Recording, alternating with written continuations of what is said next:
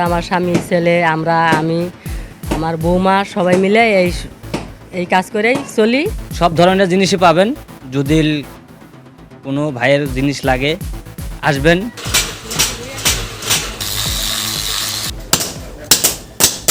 চারিদিকে টুংটাং হাতুড়ির শব্দ, আগুনের হালকা তাপ আর ঘাম ঝরানো শ্রমের দৃশ্য।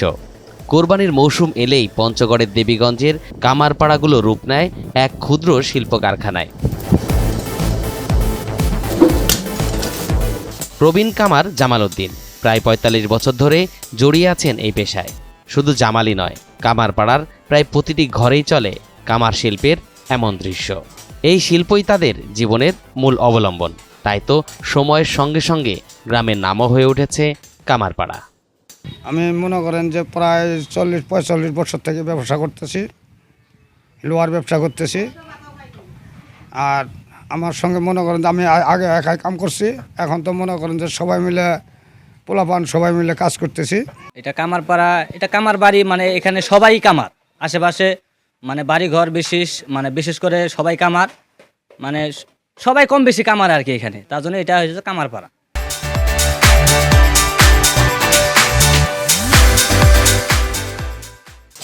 একটা দা ছুরি বানাতে প্রয়োজন হয় নিখুঁত হাত, অভিজ্ঞতা আর অসীম ধৈর্য। খুচরো চাহিদার পাশাপাশি এখানকার তৈরি দাবটি যাচ্ছে বিভিন্ন এলাকার পাইকারি বাজারে। প্রতিদিন ভোর থেকে শুরু হয়ে গভীর রাত পর্যন্ত চলে কামারদের এই নিরলস কর্মযজ্ঞ। কামারি কাজ করি, এখানে দা বানাই, ছুরি বানাই, চাপাতি বানাই, বিভিন্ন ধরনের জিনিস তৈরি করি। এই ঈদ উপলক্ষে, কুরবানি ঈদ উপলক্ষে চাপাতি আর কি 10 দিনের জন্য আর কি অর্ডার আছে। আমার মাল ব্যস্ততা অনেক সীমিত, বেশি একটা লাভ না। ধরেন মানুষের এই জায়গায় কাজ করা লাগে না, নিজেই কাজ করি। কর্ম করলে কিছু সঞ্চয় আর কি হয়, বছরে দেখা যাচ্ছে 20-30 হাজার টাকা থাকে কর্ম করে। কামারপাড়ার শুধু প্রধান কামারই নয়, বাড়ির অন্যান্য সদস্যরাও কেউ শান দিচ্ছেন, কেউ লোহা কাটছেন, কেউ বা আবার বাজারজাত করছেন এসব পণ্য। পিছিয়ে নেই কামারপাড়ার নারীরাও। গৃহস্থালির কাজ সামলে তারাও হাত দিয়েছেন এই রোজগারে। পুরো পরিবার যেন একত্রে গড়ে তুলেছে এক উদ্যোক্তা কারখানা, যেখানে শ্রমিক সম্মান আর দক্ষতাই বড় সম্পদ। আমার স্বামী এগুলা কামারি কাজ করে, লোহার কাজ করে। আমাদের জমি জায়গা নাই, আমরা এই ব্যবসার উপরে আমার স্বামী, ছেলে, আমি, আমার বৌমা সবাই মিলে এই কাজ করেই চলি।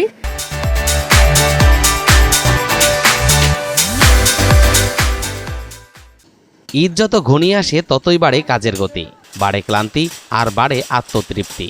কোরবানির পশু জবাইয়ের প্রস্তুত নেপথ্যে যাদের ঘাম ঝরে, যাদের হাত ছুঁয়ে তীক্ষ্ণ ধার পায় দা ছুরি, তারাই এই কামারপাড়ার পরিশ্রমী মানুষগুলো। তারাই কোরবানির প্রস্তুতির প্রকৃত নায়ক। কোরবানির ঈদে ওদের ব্যস্ততা বেশি, মানে দা বটি এগুলা সব কিছু তৈরি করেন এবং বিক্রি করেন। এটা নিয়ে ওনার ব্যস্ততা বেশি। আর লোকজন আসে, প্রায় মাঝে মধ্যে দেখতে আসে।